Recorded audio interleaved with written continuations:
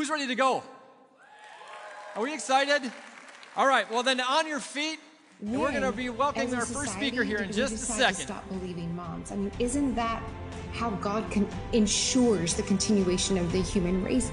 It is a job to them, and for us, it is a mission. It is a ministry. No one loves our children as much as we do. Not Big Pharma, not those electeds, no one. The momentum is ours. The headwinds are in our favor right now. Welcome to the stage, Rebecca Hardy. Have an amazing day. Her up there. Oh, hi.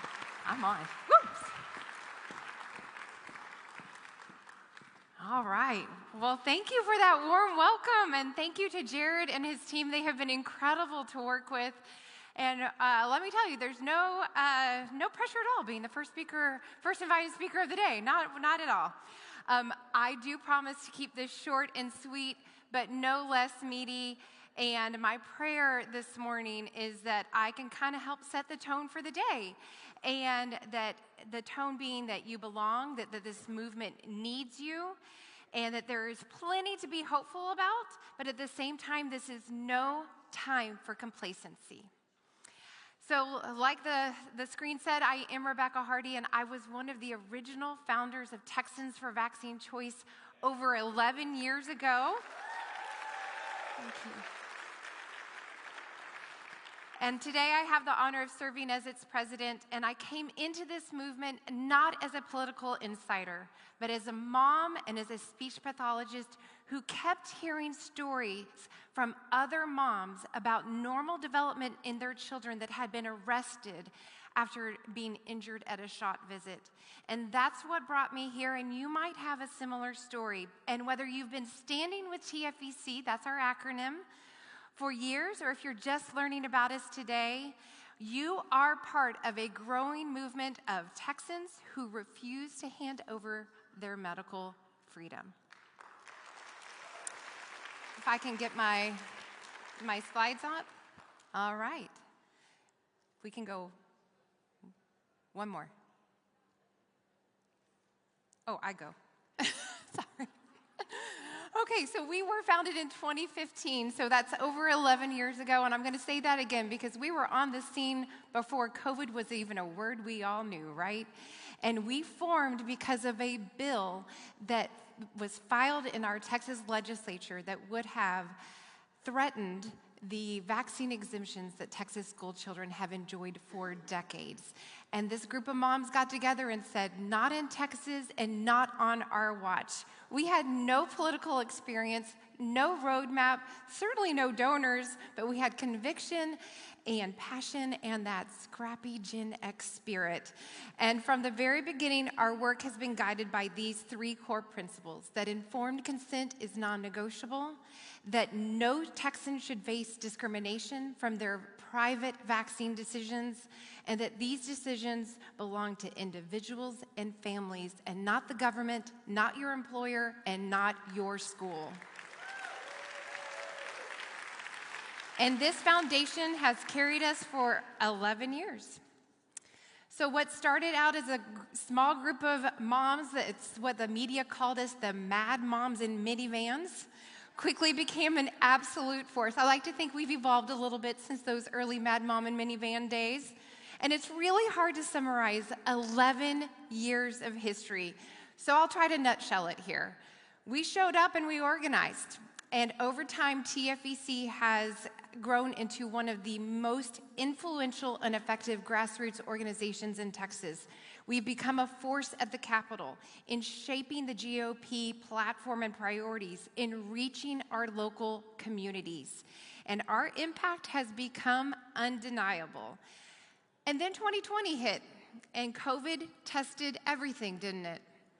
And when many elected officials were backing down and folding under pressure, TFVC stood firm against lockdowns, against censorship, against coercion, against the mandates. And we mobilized tens of thousands of Texans and kept the conversation alive when many wanted to shut it down. But I want to paint the correct picture here. It hasn't all been sunshine and rainbows. It's been a lot of hard work, a lot of blood, sweat, and tears, and I mean that both figuratively and literally. And for the first 8 years, we were almost entirely on the defense, stopping bad bills, and we've done exactly that with our 100% perfect track record of defeating every single bad bill that would have infringed on your rights filed in the Texas legislature. But in the post-COVID sessions, these legislative sessions, we've finally been able to attack our issue head on, passing a combined 13 standalone bills to protect Texans. We went on the offense, and because of this work, Texans now benefit from streamlined exemptions for enrollment, access to over-the-counter ivermectin, and more protections against some employment mandates, just to name a few of our legislative victories. We probably all realize that most politics is a game, but TFVC has proven that you can figure out the rules without compromising your integrity. But here's the reality. Texas is better, just like Jared was talking about. Do I have clarity that we are better off than Minnesota? Yes, right? And these are hard-fought freedoms we have, but Texas is not fully safe. Mandates still exist in pockets here. For instance, healthcare students in Texas cannot complete their clinicals without several rounds of vaccines. And this perpetuates this cycle of top-down health policies that undermine individual freedoms. Our healthcare workers are still losing their jobs due to these statutory mandates, and parents are still being dismissed from pediatricians' offices across the state. And just this week, I got a call from a family. A Dallas hospital is denying their 7-month-old daughter, it chokes me up, a life-saving heart unless they consent to over 24 vaccines. Yeah. So while Texas feels free compared to other states, the threats are still here. They're just quieter and maybe hard to see. So this brings me to probably the most important topic of my presentation today. The issues of medical liberty and vaccine choice are always and pretty much have always been issues of the states. This is a states' rights issue.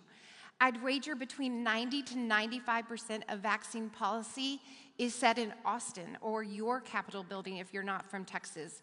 We cannot rely on Washington, D.C. to fix what's happening in Texas. No federal appointment, no matter how promising, can undo bad policies at the state level.